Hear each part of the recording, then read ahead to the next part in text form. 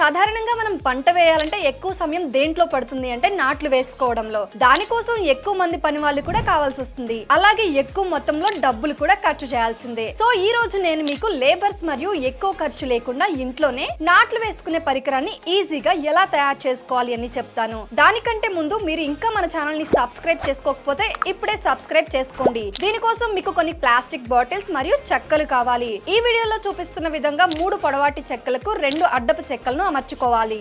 ఒక చెక్కకి 8 నుండి 10 plastic bottles ని అమర్చి వాటిలో విత్తనాలను నింపుకోవాలి. ఆ చెక్కకి ఒక తాడును కట్టాలి. ఇలా మీరు చెక్క చివరన లాగినప్పుడు అది పొలంలో విత్తనాలు వేయడానికి దారులు చేసుకుంటూ వెళ్తుంది. ఇంకా తాడును లాగినప్పుడు విత్తనాలు పడతాయి. సో దీన్ని మీరు 0 ఖర్చుతో ఇంట్లోనే చెక్క మరియు ప్లాస్టిక్ బాటిల్స్ తో తయారు చేసుకోవచ్చు.